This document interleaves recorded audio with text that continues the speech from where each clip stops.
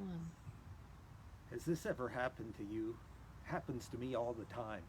I'm driving southbound on the Sprainbrook Parkway to get off at Valhalla, and when I come to the end of the ramp, there's a light, and it's always red. I can never turn onto Grasslands Road, except that I have to sit there for minutes, it seems. I could come home at the dead of night, at midnight, not a car to be seen for a mile around, and yet that light is always red. I sit there and sit there. I remember when my oldest boy was much younger, a teenager, he'd say, "Why don't you just go around?" That was before he became a state trooper. Well, I reminded him that the county jail was just around the corner and there was probably law enforcement nearby. So I waited and I waited. I'm not the only one waiting at red lights, am I? Imagine when you were 16, how you couldn't wait to get out of your parents' house, but you were stuck at that red light and the years went by slowly. Or you're a 20-something working as a barista in a coffee shop making 15 bucks an hour. And one of your college buddies is pulling down six figures working as an IT specialist. You move into your 30s and 40s and everybody else is buying a house and getting married and having kids, and you feel like, what's wrong with me? Why is my life moving on? I'm just stuck at this light. Even at my age, you can feel like life really isn't moving the way you want to. It's hard to deal with the illnesses and the issues that sometimes come with being an older person. Last Saturday night, I went out for a long run and came home on top of the world. Monday morning, my back hurts and I'm limping around with poison ivy on one of my foot. What can you do? That's a part of living, isn't it? Well, we feel during these coronavirus times that we're kind of stuck at a red light. We're waiting for life to open up again. Well, it's going to turn green any minute, but just not yet. Wait a little longer.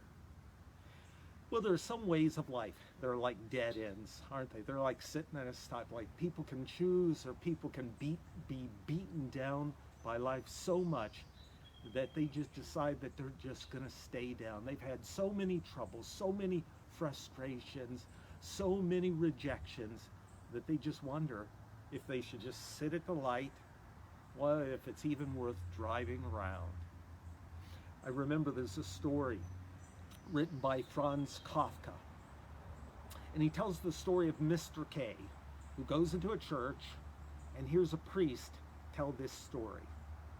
The priest said, once upon a time, there was a kingdom which had a gate to be entered by. A certain man was told to go to that gate so he could enter the kingdom. So he went to the gate, and there was a sentinel, a guard standing there. Well, the man didn't know what to do. Should he just barge right through the gate, or should he ask for permission?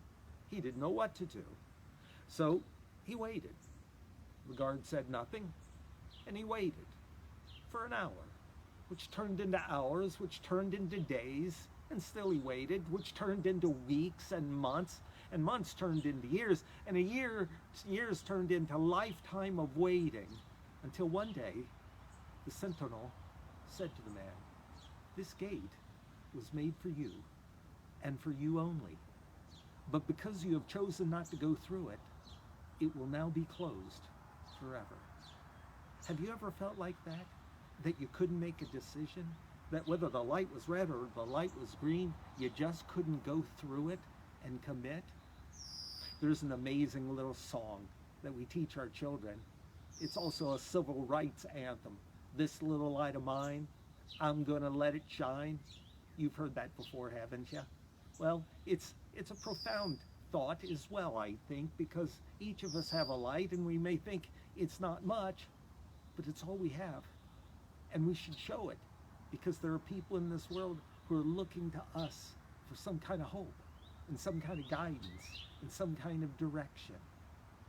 I remember a story of a man who was flying an airplane into a little county airport. Nightfall was coming quickly. His aircraft wasn't equipped with navigational instrumentation. He was flying by the seat of his pants, so to speak, and it grew dark faster than he expected. And at the little airport, they forgot to flip on the runway lights. And so when he came to make a landing, he couldn't even see the ground for the darkness. So he just began to circle around the airport in the sky, circle and circle, because he thought, well, if at least he was going to die, at least what he could do was to save a few people on the ground by lessening the potential for an explosion. Just then it seemed his prayers were answered, because a man on the ground heard the airplane up in the sky circling around and around the airfield. The man jumped into his car, drove onto the landing strip, and went back and forth, up and down the landing strip to show the pilot where the runway was. And then he parked his car at the end of the runway and turned on his bright lights.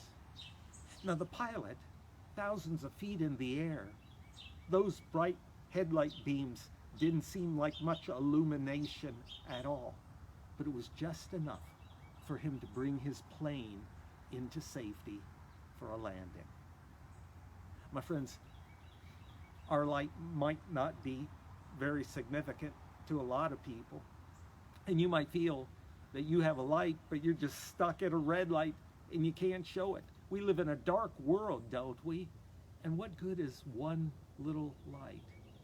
But there are people who are searching and seeking and circling, looking for some kind of guidance from us, some kind of direction, some kind of hope. You've got a light, this little light of mine. I'm going to let it shine.